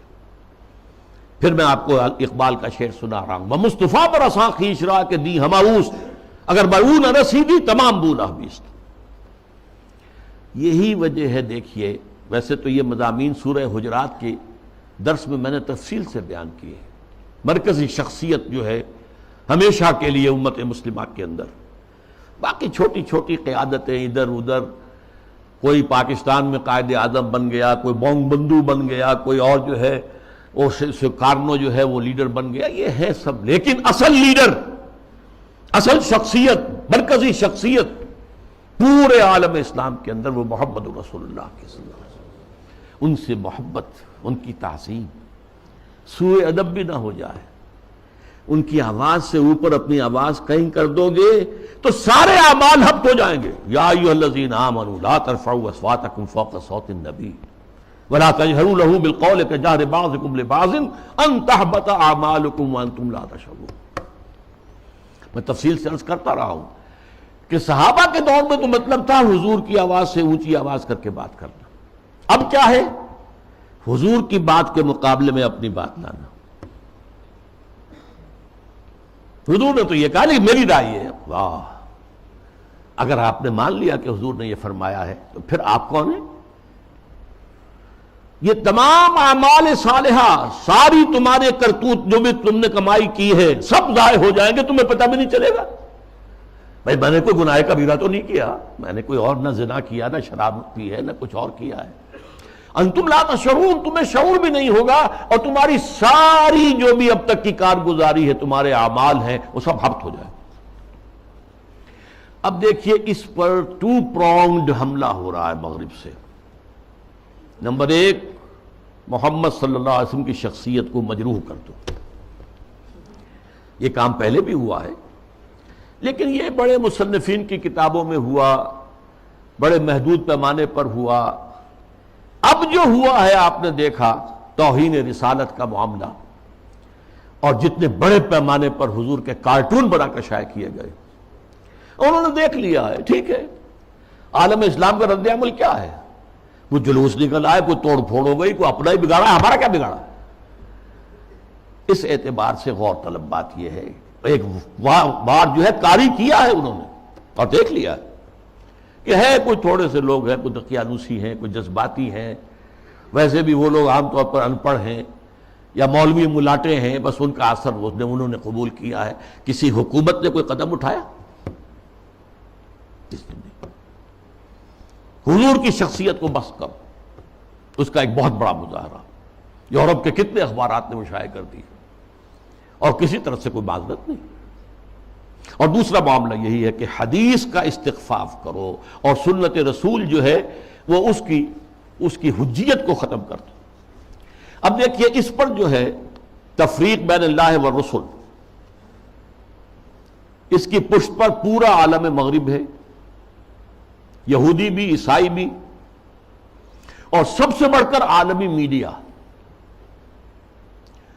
اس سے بھی بڑھ کر civil supreme power on earth, the United States of America, وہ اس کی پشت پر ارب ارب ڈالر خرچ کیے جا رہے ہیں این جی اوز پر، اور ان این جی اوز کا کام کیا ہے؟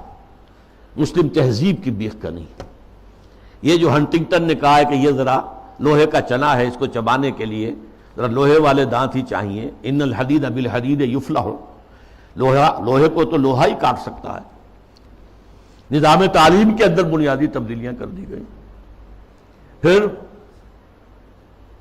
آغا خان فاؤنڈیشن کو امتحانات اور نصاب وغیرہ کا معاملہ ان کے حوالے کر دیا گیا۔ یہ سارا کیا ہے؟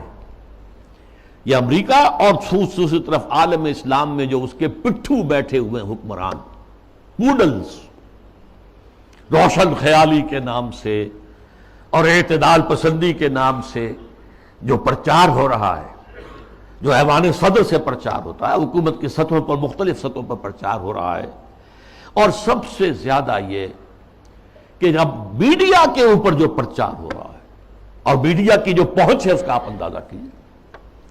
اس کے ضمن میں خاص طور پر میں آپ سے ذکر کر دوں، جس طرح ہنٹنگٹن کا ذکر آیا ہے، ایسے ہی رینڈ کارپوریشن کی سفارشات چند مہینے پہلے وہ آئی۔ یہ سب سے بڑا ٹاپ کا تھنک ٹینک ہے امریکہ کا۔ اس نے تجزیہ کیا ہے، اپنے لوگوں کو بتایا، اپنی حکومت کو بتایا ہے کہ مسلمان سب ایک جیسے نہیں ہیں، مسلمان 4 طرح کے ہیں۔ نمبر 1 ہے فنڈامنٹلسٹ، جو اسلام کو صرف ایک مذہب نہیں سمجھتے بلکہ ایک سیاسی، معاشی اور سماجی نظام بھی سمجھتے۔ ان سے تو ہماری جنگ ہے، ان سے ہماری دشمنی ہے، انہیں ہر قیمت پر ختم کرنا ہی کرنا ہے، یہ فنڈامنٹلسٹ ہے۔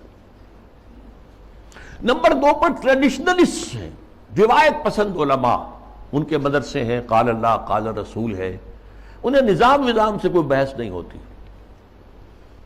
تو یہ فی نفس ہی تو یہ کوئی خطرناک نہیں ہے، لیکن اگر کہیں یہ فنڈامنٹلسٹ کے ساتھ مل جائیں تو بہت خطرناک ہے۔ اس کی وجہ کیا ہے کہ انہیں جو ایکسپوژر حاصل ہوتا ہے، ہر جمعے کو لوگ آ رہے ہیں کھچے ہوئے، کوئی اور جماعت جو ہے، کوئی سیاسی جماعت چھوٹا سا جلسہ بھی کرے گی تو کتنے کھکیڑ بول لے گی، پوسٹر شائع کرے گی، کوئی ڈنڈورا پیٹے گی، کچھ اور کرے گی، اشتہار اخبارات میں دے گی۔ یہاں جو ہے کہ خود بخود ہو رہا ہے، کچے دھاگے سے بندھے آئیں گے سرکار میں، اور اکثر مسلمان آتے ہیں تو نہا دھو کر اچھے کپڑے پہن کر آتے ہیں، تاکہ ایک اچھے ماحول میں خوشبو لگا کر آؤ، تاکہ اچھا ماحول ہو، پسینے کی بدبوؤں سے طبیعتیں منغص نہ ہو جائیں۔ تو یہ ٹریڈیشنلسٹ جو ہے ان کا ایکسپوژر بہت بڑا ہے، اگر یہ فنڈامنٹل کے ساتھ مل جائے تو بہت خطرناک ہے۔ پھر انہوں نے اس پر مشورہ بھی دیا ہے، ان کو ان کے باہمی مسلکانہ اور مذہبانہ جو اختلافات ہیں ان کے اندر لگائے رکھو، بھڑکاؤ ان کو تاکہ اور ادھر ادھر نہ دیکھ سکے۔ تیسرے نمبر پر اس نے کہا کہ ماڈرنسٹ ہے، ایسے دانشور ہیں کہ جو اسلام کی تعبیر ایسی کر رہے ہیں اسلامی تہذیب کی کہ جو ہماری تہذیب کے ساتھ کمپیٹیبل ہے، جڑ جاتی ہے، مل جاتی ہے، وہ ہماری تہذیب کے لیے کوئی چیلنج نہیں رہتی، وہ تعبیر۔ یہ جو ماڈرنسٹ دانشور ہیں ان کی ضرورت ہے کہ ان کو سپورٹ کیا جائے، ان کی مدد کی جائے، اور خاص طور پر الیکٹرانک میڈیا میں ان کو ایکسپوجر دیا جائے۔ یہ نوٹ کیجئے، یہ ساری چیزیں جو ہو رہی ہیں، ڈانڈے کہاں مل رہے ہیں، کہاں سے آ رہی ہیں ہدایات، کس کی طرف سے پالیسی لائنز جو ہے فکس کی گئی ہیں، میڈیا پر ان کو ایکسپوجر دیا جائے، اس لیے کہ ظاہر بات ہے مسجد میں تو کوئی ان کی بات سنے گا نہیں، کون کھڑا ہونے دے گا ان کو ممبر پر، لہذا ان کے لیے ذریعہ جو ہے اس سے کہیں زیادہ وسیع اب ذریعہ ہمارے پاس میڈیا کا ہے، اس پر ایکسپوجر دو۔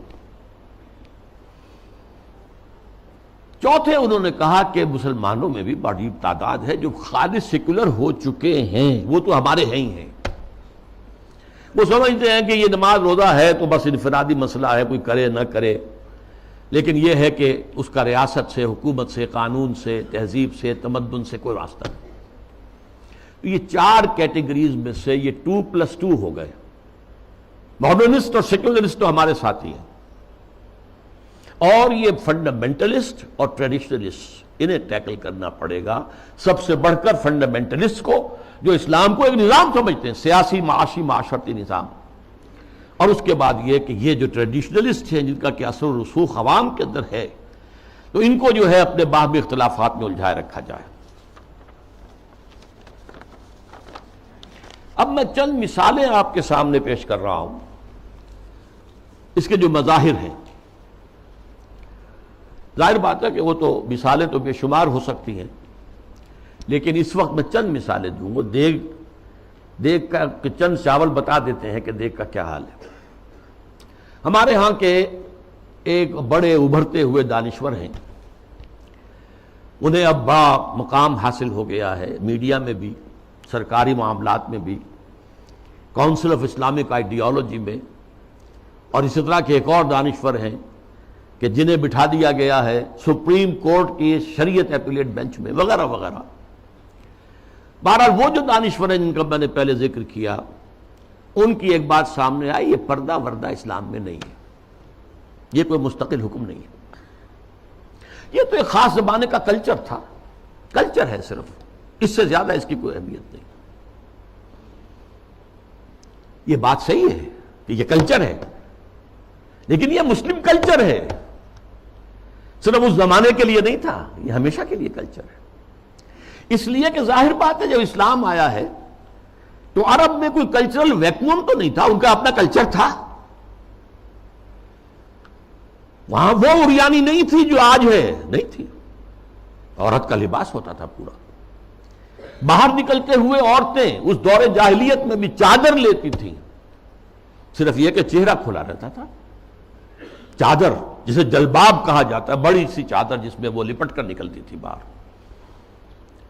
تو اس طریقے سے ایک کلچر موجود تھا۔ پھر یہ بھی تھا بند سنور کر نکلنا اور لوگوں کی نگاہوں میں کھبنا، یہ بھی عام تھا، اس کے اوپر کوئی پابندی نہیں تھی، مخلوط معاشرت تھی، یہ تھی۔ اب اسی معاشرت کے اندر اسلام نے تبدیلیاں کی۔ پہلی بات فرمائی وَقَرْنَ فِي بُيُوتِكُنَّ، مسلمان عورتوں، خواتین، تمہاری اصل جگہ تمہارا گھر ہے، بند سنور کر باہر نکلنا اور اپنے نسوانی حسن کی نمائش کرنا یہ ہرگز تمہارے لیے جائز۔ وَلَا تَبَرَّجْنَ تَبَرُّجَ الْجَاهِلِيَّةِ الْأُولَىٰ، اور دیکھو جب گھر سے نکلتی ہو، نکلنا پڑے ضرورت سے، بول تو تمہاری اصل جگہ تمہارا گھر ہے، نکلنا ہے تو بھی جلباب جو ہے، جلباب اس کا ایک پلو اپنے چہرے کے آگے بھی لٹکا لیا کرو، نقاب کی شکل کے اندر، کہ چہرہ چھپ جائے۔ تمہارا جو نسوانی حسن ہے جس کا سب سے بڑا انڈیکس جو ہے چہرہ ہوتا ہے، وہ عام لوگوں کی نگاہوں میں نہ آئے۔ یہ سارے احکام کائے کے لیے دیے گئے۔ اس معاشرے میں ایک تبدیلی کی گئی۔ دوپٹہ وہاں بھی تھا،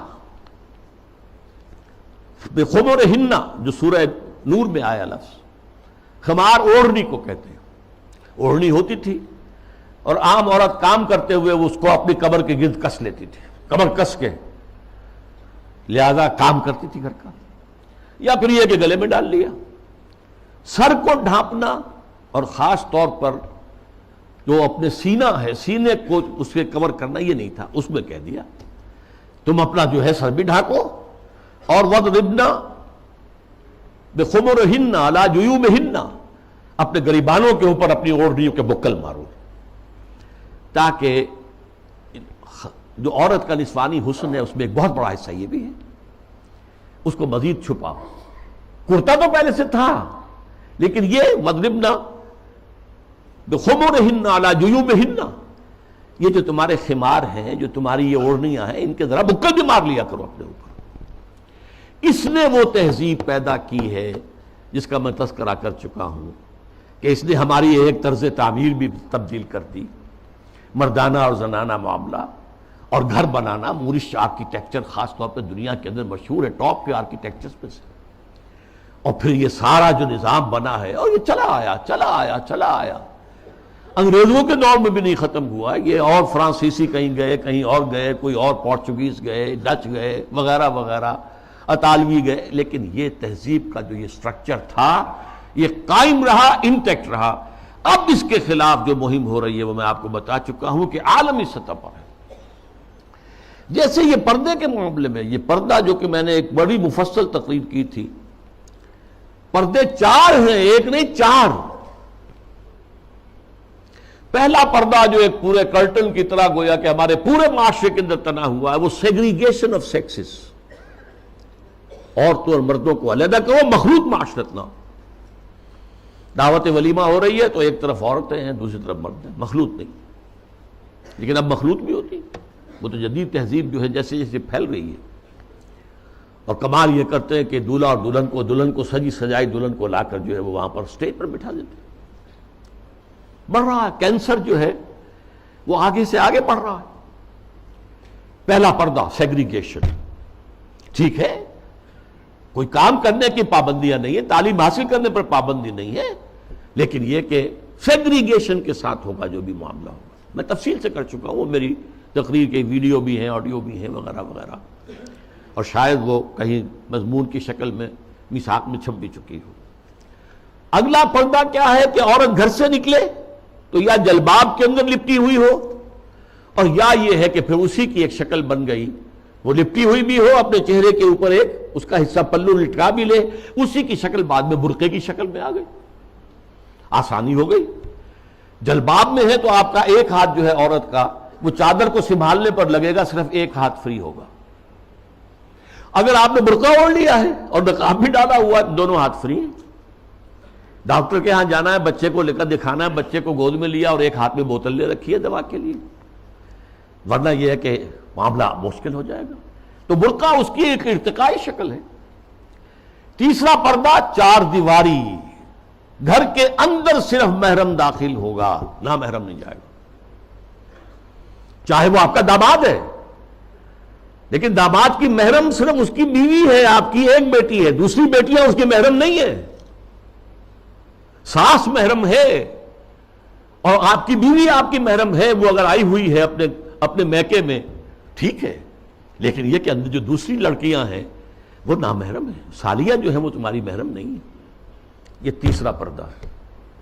چوتھا پردہ ہے ستر، محرموں کے سامنے بھی پورا جسم نہیں کھول سکتے، صرف چہرہ، سر کے بال بھی نہیں، ہاتھ اور پاؤں،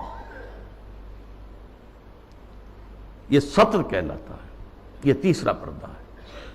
ان 3 چیزوں کے علاوہ کوئی جسم کا حصہ باپ کی نظر پہ بھی نہیں آنا چاہیے، بھائی کی نظر میں بھی نہیں آنا چاہیے، مستور رہے گی گھر کے اندر بھی مسلمان عورت۔ اس کے بعد جو ہے وہ صرف شوہر کا معاملہ ہے۔ یہ 4 پردے ہیں اسلام میں، اس تہذیب کی بنیاد آج اس کی بے خکنی کی جا رہی ہے، ختم کیا جا رہا ہے، اور یہ ماسٹر سٹروک ہے، اسلامی تہذیب کی جڑ کھود دینے والی شے ہے۔ جیسے کہ میں نے عرض کیا کہ ایک کلچر تھا، اس کلچر کے اندر کچھ اضافہ کر دیا گیا۔ ایسے ایک مثال حج کی ہے، حج تو جاہلیت، دور جاہلیت میں بھی ہو رہا تھا، بس یہ تھا کہ تلبیے میں انہوں نے شرک شامل کر دیا تھا، لبیک اللہم لبیک لبیک اللہم لبیک لبیک لا شریک لک لبیک الا شریکا تملکہ وما ملک، میں حاضر ہوں پروردگار، میں حاضر ہوں، تیرا کوئی شریک نہیں سوائے اس شریک کے کہ جس کا تو ہی مالک ہے، اس کے پاس جو اختیارات ہیں وہ بھی تیرے ہی اختیار میں ہیں۔ یعنی وہ جو عیسائیوں کی تثلیث ہے 3 میں 1 1 میں 3، تو اس تلبیہ میں توحید بھی ہے اور جو ہے شرک بھی ہے، وہ ختم کر دیا گیا۔ اب تلبیہ کیا ہے؟ لبیک اللہم لبیک لبیک لا شریک لک لبیک ان الحمد والنعمت لک والملک لا شریک لک، بس یہی اصلاح کی گئی نا۔ تلبیہ پہلے بھی تھا، اب بھی طواف حرم کا پہلے بھی تھا، اب بھی ہے بیت اللہ کا۔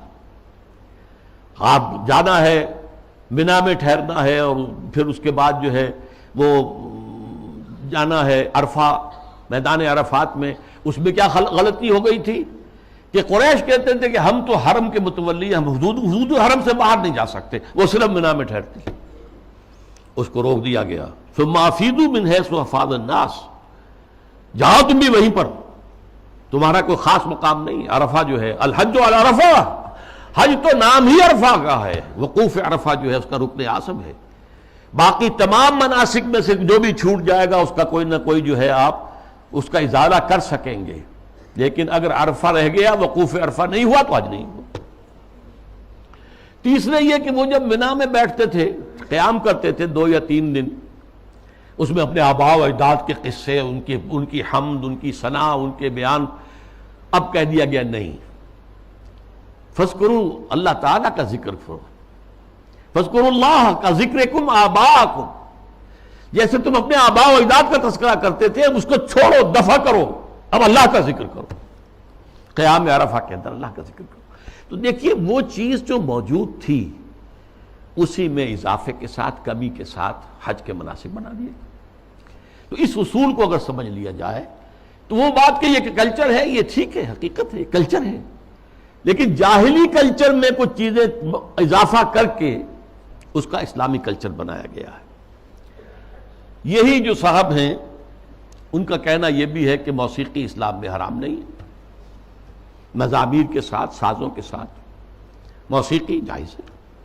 اچھا، ایک ان سے بھی بڑے دانشور ہیں، بڑی محترم شخصیت ہے ہماری قومی سطح پر، انہوں نے کہہ دیا کہ اسلام میں شراب حرام نہیں ہے، شراب پی کر نشے میں دھت ہو جانا، مدہوش ہو جانا حرام ہے۔ دلیل یہ کہ شراب کے لیے حرام کا لفظ قرآن میں کہیں آیا ہے؟ بتاؤ۔ اب بتائیے ڈھٹائی کا کیا علاج ہے؟ قرآن شراب کو رجس من عمل شیطان قرار دے رہا ہے، شیطانی عمل، ناپاک، فاجتنبوہ کا حکم دے رہا ہے، اجتناب کرو اس سے، بچو اس سے۔ فَهَلْ أَنْتُمْ مُنْتَهُونَ کی دھمکی سے باز آتے ہو کہ نہیں آتے؟ وہ کہہ رہے ہیں کہ حرام کا لفظ تو نہیں آیا، تو مطلقاً شراب حرام نہیں ہے۔ معاملہ کیا ہے؟ احکام حرمت شراب تدریجاً آئے ہیں، اس میں کوئی شک نہیں ہے۔ قرآن میں وہ آیت بھی ہے کہ اس میں کچھ نفع کا پہلو بھی ہے، لیکن اس کا جو نقصان دہ گناہ کا پہلو ہے وہ زیادہ ہے۔ سورہ بقرہ میں یہ بات فرما دی گئی، چھوڑ دی گئی بات۔ پھر کہہ دیا گیا نماز کے قریب نہ جانا جب شراب نوشی میں نشے کی حالت میں۔ اس کے بعد آخری حکم سورہ مائدہ کے اندر آ گیا۔ پھر یہ ہے کہ اسی پر اگر قیاس کریں تو کہا جا سکتا ہے زنا حرام نہیں ہے۔ کہاں کہا گیا کہ حرم علیکم الزنا؟ کہیں کہا گیا؟ انما حرم اللہ الزنا کہیں ہے؟ قرآن مجید میں نہیں، حرام کا لفظ تو نہیں آیا۔ ولا یزنون سورہ فرقان کے آخری رکوع میں جو آیا، تو یہ تو اللہ عباد الرحمن، اللہ کے بہت اونچے بندوں کا ذکر ہے۔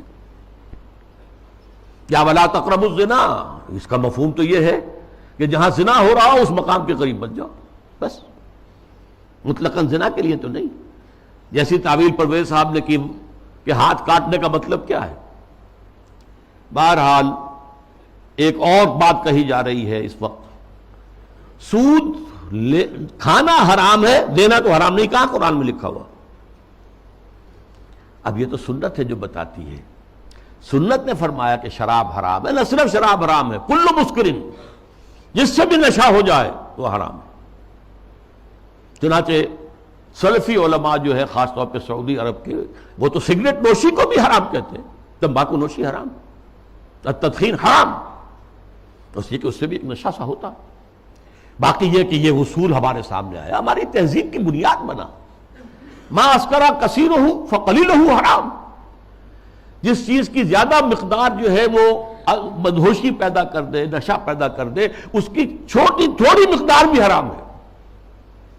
یہ نہیں کہ تھوڑی سی شراب پی لی جائے تو اس سے تو چستی آ جاتی ہے، اس سے تو ہاں ٹھیک ہے، قرآن نے بھی کہا کہ اس میں کچھ ہے منافع ہیں، لیکن یہ کہ اس میں گناہ کا پہلو زیادہ ہے، اب اس کو حرام مطلق کر دیا گیا۔ بہرحال یہ ہیں وہ مثالیں جو میں نے دی ہیں تہذیبی سطح پر۔ باقی جو اور کام ہو رہے ہیں جو اسلام کی بہکنی کے لیے، لیکن تہذیب، مسلمانوں کی تہذیب جو تاحال کچھ انٹیکٹ چلی آ رہی تھی اور ابھی کچھ اثرات اس کے باقی ہیں، جس سے کہ کلیش آف سویلائزیشن جو ہے اس کے اندر قرار دیا گیا، مسلمان تہذیب جو ہے وہ ہمارے لیے ایک چیلنج ہے، جس کے لیے کہ اب ایک بڑا میڈیا اور اربوں ڈالر خرچ کیے جا رہے ہیں۔ اسی میں ایک ہائر لیول پر ایک بات اور بھی ہے، اور یہ بہت سویپنگ ہے۔ قرآن کو بھی اب نہیں چھوڑا گیا، اس پر بھی حملہ ہے۔ قرآن سے بھی صرف اصول لیے جائیں گے، اسپیسیفکس، معین احکام قرآن کے جو ہیں وہ صرف اپنے دور کے لیے تھے۔ اگر زنا کا، شادی شدہ مرد اور عورت کا، رجم کا ہے، یہ اپنے وقت کی بات ہے، یہ مطلقاً نہیں ہے، ہمیشہ کے لیے نہیں ہے۔ ہاتھ کاٹ دینا چوری کا، یہ اس دور کے لیے تھا، ہمیشہ کے لیے نہیں ہے۔ اصول لے لو، زنا نہیں ہونا چاہیے، اصول لے لو، چوری نہیں ہونی چاہیے۔ اسپیسیفکس جو ہیں خاص طور پر حدود و تعزیرات کے اندر، یہ صرف اس دور کے ماحول کے اعتبار سے تھی، یہ چیزیں لاگو نہیں ہیں۔ یعنی سنت تو سنت ہے، آگے قرآن کے اوپر بھی ہاتھ صاف کیا جا رہا ہے، بازی بازی بارش بابا ہم بازی۔ حالانکہ یہ بات نوٹ کر لیجئے کہ یہ ختم نبوت کی نفی ہے، اس لیے کہ تکمیل نبوت و رسالت جو ختم نبوت کا لازمی تقاضا ہے، اس کا مطلب تو یہ ہے کہ ہدایت آخری آ چکی اور دین کی تکمیل ہو چکی۔ الیوم اکملت لکم دینکم واتممت علیکم نعمتی ورضیت لکم الاسلام دینا۔ اگر دین ابھی عثمانی میں مکمل نہیں ہوا تھا اور قرآن جو ہے لفظ لفظ اس کا اگر لازم نہیں ہے تو ابھی نبوت ختم نہیں ہونی چاہیے تھی، پھر تو ابھی وحی کا دروازہ کھلا رہنا چاہیے تھا، جیسا کہ غلام محمد قادیانی نے کہا۔ اگر تو یہ چیزیں جو ہے ابھی اور تمدنی ارتقاء کے ساتھ، حالات کی تبدیلی کے ساتھ خود قرآن کے اندر بھی کوئی رد و بدل ہو سکتا ہے، تو پھر گویا کہ ہم نے ختم نبوت کی مہر توڑ دی۔ اسی لیے یہ ختم نبوت کا فتنہ، اس کی نفی، اس کی مہر کو توڑنا غلام احمد قادیانی اور سنت کی اس طرح کی نفی جو غلام احمد پرویز کے ہاتھوں ہوئی ہے، یہ آپس میں بہت ایک دوسرے سے قریب ہے، حاصل دونوں کا ایک ہی ہے۔ اب جو نتیجہ میں نکال رہا ہوں، اس گمراہی کا جادو جو ہے وہ اب سر چڑھ کر بول رہا ہے، اور ایک عظیم سیلاب کے مانند اسلام کی بچی کھچی تہذیبی اقدار کو بھی ختم کرنے پر تلا ہوا ہے۔ آخر میں عرض کروں گا کہ اس کا علاج کیا ہے۔ واقعہ یہ ہے کہ علاج آسان نہیں ہے، لیکن ہمیں اپنی نجات کے لیے، اخروی فلاح کے لیے اپنی سی محنت اور سعی اور جہد کرنی ہی کرنی ہے، پیسیولی نہیں لینا ہے۔ ہاں باطل کا طوفان ہے، بہت سخت ہے، ٹھیک ہے، لیکن کھڑے رہنے کی کوشش کرنا ہے، بلکہ اس کا رخ موڑنے کی کوشش کرنی ہے۔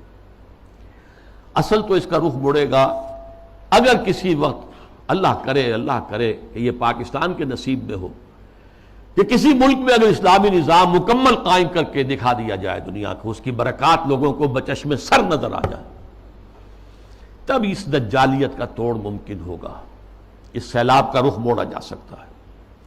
لیکن اس اصول کو عام کرنا، خود اپنے ذہن کے اندر بٹھا لینا کہ کتاب اللہ اور سنت رسول اللہ لازم و ملزوم ہے، ان کے درمیان متن اور شرح کا تعلق ہے، رشتہ جو ہے متن اور شرح، ایک متن ہے ایک اس کی شرح ہے، اور اس کی حتی الامکان ہر مسلمان تبلیغ کرے، اسے پھیلائے اپنے رشتہ داروں میں، اپنے قریبی لوگوں میں، اپنے عزیزوں میں، جہاں کام کرتا ہے وہاں کے جو اپنے کولیگز ہیں ان میں. اور دوسری اور اہم تر بات کیا ہے، ہم خود قائم رہے پورے کے پورے اسلامی اقدار پر. ہم اپنے گھروں میں اسلامی پردہ نافذ کریں، ستر و حجاب کے احکام نافذ کریں. یہ تو ہم کر سکتے ہیں. ابھی ہمارے ملک میں مصطفیٰ کمال پیدا نہیں ہوا، ٹھیک ہے، ایک شخص نے اس کو، مشرف صاحب نے آئیڈیل قرار دیا، لیکن ابھی کسی نے پردہ جو ہے اس کو لازماً منسوخ نہیں کیا، جیسا کہ ترکی میں ہو گیا تھا. لیکن یہ کہ اگر ہم نے کیا ہے تو خود کیا ہے، مغربی تہذیب کو خود اپنے سینے سے لگایا. شرعی پردہ نافذ کرو اور اسلامی تہذیب کے ساتھ چمٹ جاؤ، تمسک کرو. چاہے تم اجنبی ہو جاؤ، چاہے تمہیں دقیانوسی کہا جائے، چاہے تم پر پھبتیاں کسی جائیں کہ اگلے وقتوں کے ہیں یہ لوگ، انہیں کچھ نہ کہو، یہ فنڈامنٹلسٹ ہیں، یہ تاریخ خیال لوگ ہیں، یہ رجعت پسند قسم کے لوگ ہیں، یہ قدامت پرست لوگ ہیں، یہ کٹھ ملا ہیں، جو چاہے کہہ دے دنیا، لیکن برداشت کرو، کھڑے ہو جاؤ. وہی حدیث، اسی پر میں اپنی بات ختم کروں گا جو میں نے سنائی تھی، بدا الاسلام غریباً وسیعود کما بدا. آج اسلام کے غربت کا سب سے بڑا دور آ چکا ہے. پہلے ریاستی اور سیاسی سطح کے اوپر آیا تھا، پھر معاشی سطح کے اوپر آیا، پھر اب جو ہے تہذیبی سطح پر، سماجی سطح پر، آئینی قوانین پر، ستر و حجاب کے احکام پر، عصمت و عفت کی اقدار پر، شرم و حیا کی اقدار پر یہ جو حملہ ہے، یہ بدا الاسلام غریباً وسیعود کما بدا، یہ اپنی انتہا کو پہنچ گیا. فطوبی للغرباء، تو ان لوگوں کے لیے تہنیت ہے، مبارکباد ہے جو اسلام کی اس غربت اور اجنبیت کے دور میں خود غریب بن جائیں، اجنبی بن جائیں، تانے سنیں لیکن کھڑے رہیں، اسلام کو اور اسلامی اقدار کو سینے سے لگائے رکھیں، چمٹے رہیں. وہ لوگ ہیں جن کے لیے مبارکباد ہے، تہنیت ہے، بشارتیں ہیں. اللہ تعالیٰ مجھے اور آپ کو اس معیار پر پورا اترنے کی توفیق عطا فرمائے. الحمدللہ الذی ہدانا لہذا وما کنا لنہتدی لولا ان ہدانا اللہ. جو بھی اللہ نے ہمیں ہدایت اپنی کتاب اور اپنے رسول کی سنت کے ذریعے سے عطا کی ہے، اس پر قلب کی گہرائیوں سے شکریہ ادا کیجئے. الحمدللہ الذی ہدانا لہذا وما کنا لنہتدی لولا ان ہدانا اللہ. ربنا لا تزغ قلوبنا بعد اذ ہدیتنا وہب لنا من لدنک رحمہ. اے اللہ تو نے ہدایت جو عطا فرمائی تھی امت مسلمہ کو، اب اس کے بعد اس کے دل کج نہ ہونے دے. اے اللہ اپنی حفاظت میں رکھ امت کو. اب اس کی بچی کچی اقدار کے خلاف بھی جو سیلاب آ رہا ہے، اے اللہ ہمیں توفیق دے کہ اس کے مقابلے کے اندر کھڑے ہو جائیں. ربنا لا تزغ قلوبنا بعد اذ ہدیتنا وہب لنا من لدنک رحمہ انک انت الوہاب.